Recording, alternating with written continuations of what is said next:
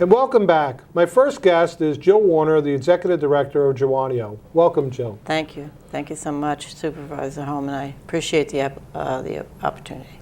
So, Jill, you know, I've known you for very many years. Yes. I had spent about 21 years in the not-for-profit world with Camp Venture, Rockland Independent Living Center, Abbott House Catholic Charities, and you know, I've got to know you throughout the years as really an innovator within the field, and certainly somebody that has propelled Jawonio to even greater heights. You know, and delighted to have you as my guest, and delighted to provide the opportunity for you to talk a little bit about Jawonio for our viewers, so people can really get an understanding of what Jawonio does and how long Jawonio has been around. Yeah. So maybe we could just start off. I mean, Jawonio is one of the longest-serving not-for-profits within all of Rockland County. Yes. One of the largest within the region. Maybe you could kind of just, you know, give our viewers a little bit about the history of Jawonio and the scope of its services and the size of the agency. Yes, I'd love to.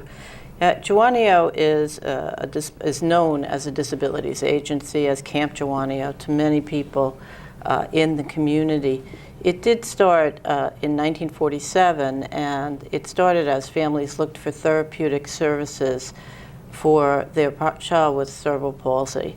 So we really did begin as an organization that provided therapeutic services to people, physical therapy, occupational therapy, speech therapy, and this is something that differentiates us from the other outstanding disability agencies within the community, because we began as a therapeutic medical model. We began servicing the needs of people in a therapeutic and medical way. So our whole integration of services really is not just a disabilities agency. It's an agency that services a whole group of people that a lot of people really don't know about. And the disability community is certainly a large part of that. So when you look at Jawonio, you can look at it as a child growing up.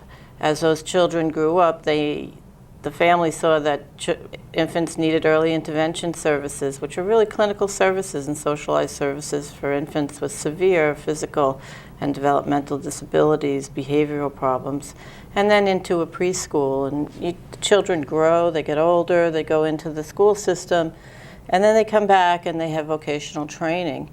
One of the things people don't know perhaps about Jawonio is we're the largest supporter of disabilities in community jobs in the region. In the last 20 years, we have over 5,000 people that we have placed in jobs in the region. We've been recognized regionally and statewide for the work that we've done since the 1970s in placing people in competitive jobs in the community. And these people are making a living wage. They are receiving benefits. The average time that they stay in a job is 7.5 years. We just celebrated an employment breakfast where we had 5 or 6 people that were in the same job for 25 years, 20 years, 15 years. So they're good employees. We also, from there, have a training program, and we forge what would be called non-traditional relationships. We have a relationship with the Department of Social Services. We provide training to some people who are underemployed or unemployed.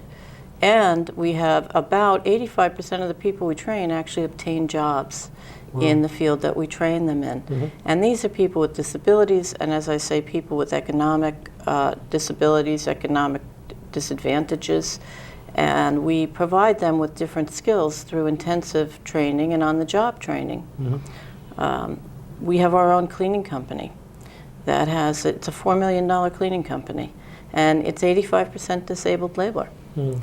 And the focus of that and why we started that was because we realized we couldn't depend on government for all of our funds, that we really needed to become more of a business and entrepreneurial.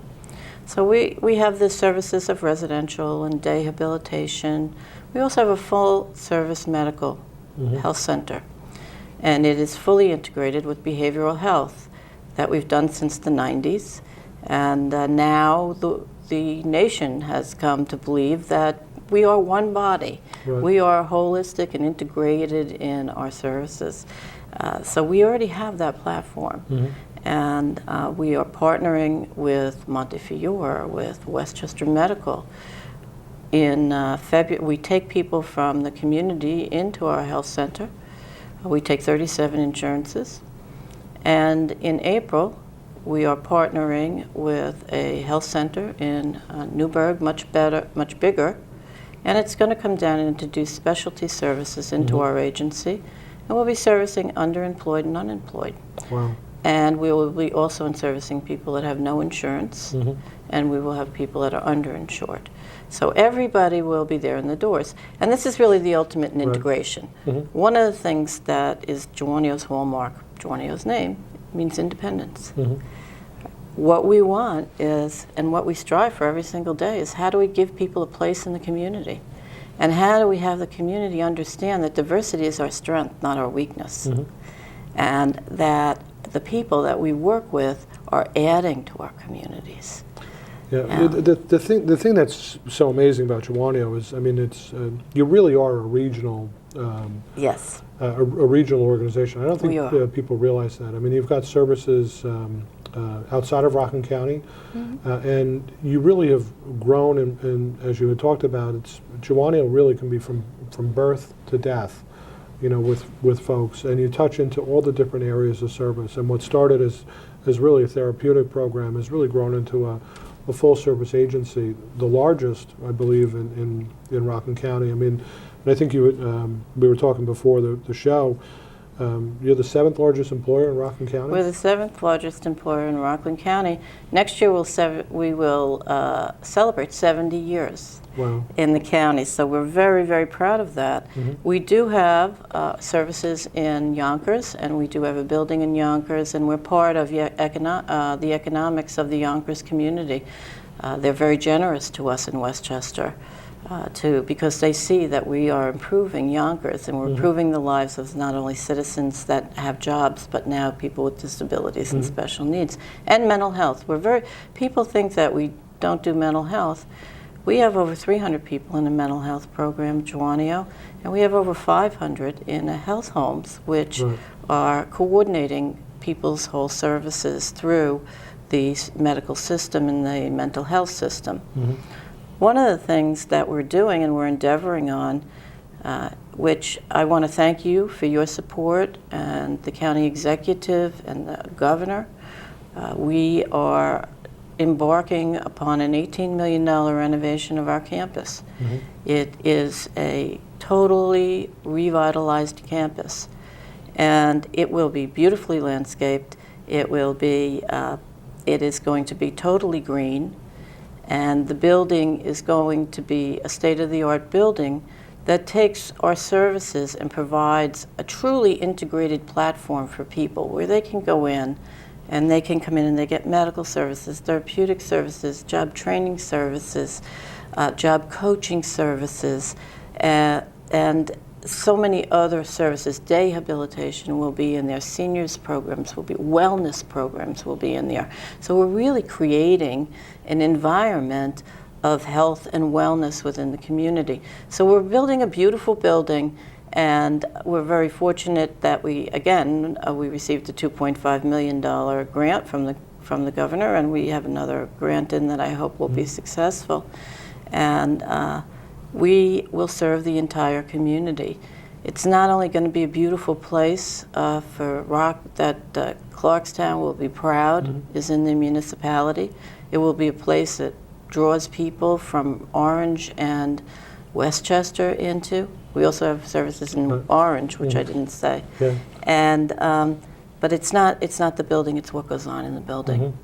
And I can tell you, just and for our viewers, I've had the opportunity to attend a number of your events, and you always do such a wonderful job. But I was able to go to your early intervention program and for the Halloween celebration, and just it's wonderful to see these young folks that receiving these services, and how their outcomes are going to be so much better because of that, and just the love and the care that your staff exhibit, and Thank you. it's just evident as you walk into, walk through the doors in that building and in your programs.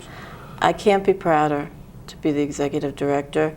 I stand on the shoulders, I really do, of giants. And not just the executive directors that have come before me, but every single person in that agency. Right. They're there for the right reasons. They really are. And yeah, it's just miracles happen there every day. I see them, they bring tears to my eyes. They really do in many days, on many days.